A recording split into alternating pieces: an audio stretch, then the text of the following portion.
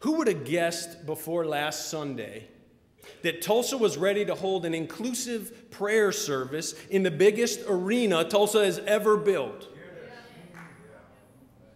Led and inspired by All Souls choir director Rick Fortner, of all people.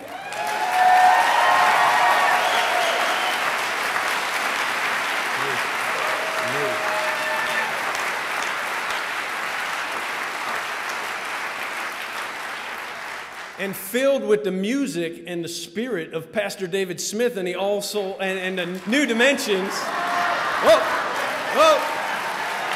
And the New Dimensions chorale. Who would have thought?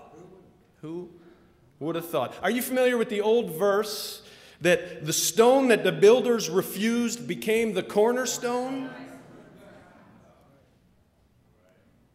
Who would have believed before last Sunday that some of the most distinguished religious leaders in Oklahoma, from the Catholic bishop to the Buddhist monk, from the evangelicals to the Orthodox, the Hindus, the Mormons, the Methodists, and many more, would be walking shoulder to shoulder, singing side by side, and praying back to back? All of whom were brought together by two churches that for a long time have been like the stone that the builder rejected and refused. But as it says, the stone that the builder refused became the cornerstone. The cornerstone meaning the critical foundation upon which the kingdom of God on earth will be built. Which is to say, it became the essential building block for the beloved community. God's beloved community. What I witnessed in the Bank of Oklahoma Center last Sunday afternoon made me a believer that God is love and that all are saved.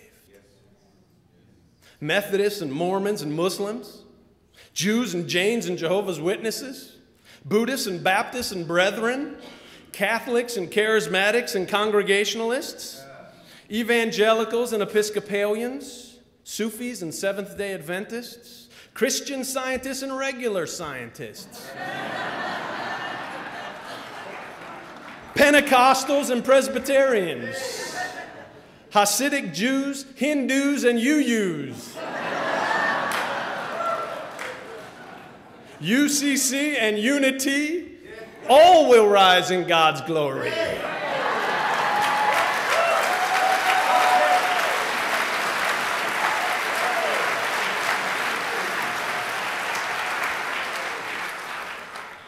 Whether your beliefs are orthodox or a paradox, mystical or mythical, liberal or literal, motivational or meditational, whether your faith is full of shouting or doubting, full of fears or queers, or cheers or tears, God's love is plenty big enough for all of us.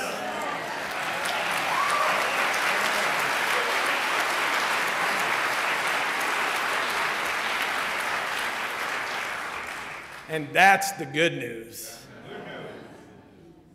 Now, is it a coincidence that Rick Fortner and Pastor David and both of our choirs were at the heart and the head of that historic and blessed service last Sunday? I mean, is it a coincidence that last Sunday the political leaders, the religious leaders, and the business leaders of Tulsa came together and sang together and prayed together and laughed together in the most inclusive spiritual event in Tulsa's history? And it happened last week, the last week before this historic Sunday that is bringing together our two congregations. I guess we could say that it was a coincidence. We could say that it was interesting.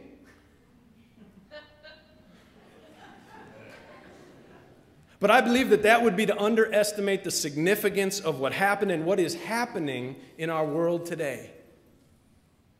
There's a new consciousness blowing through the land. And it's more powerful than Hurricane Hannah and Gustav and Ike all wrapped together. Religiously and politically, something new is bursting forth. And we are right in the middle of it, my friends. Right in the middle. In fact, we're helping lead the way. Tulsa, Oklahoma is still one of the most segregated cities in this nation. 11 o'clock Sunday morning is still the most segregated hour in America. Religious differences are still dividing people and causing deadly wars and conflict all over the world. Homophobia is ripping apart the oldest and the largest of religious denominations. Income inequality is creating a growing gap between the haves and the have-nots. And for whatever reason, you and I have come to this point in which right here we are becoming a model before the eyes of this city and the world. A model of people coming together across race and religion, culture and class, sexual orientation, and many generations. Is the world ready for peace and prosperity? Is it ready for a unity that transcends our blessed diversity? Nobody in their right mind fully believes the time has come until it happens. That is the story of human history. That is the story of the Bible.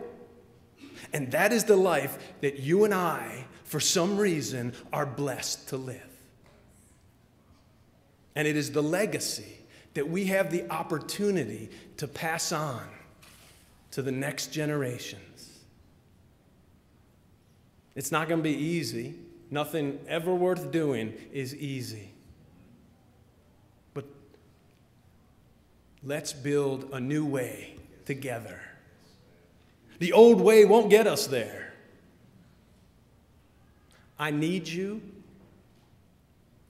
I love you.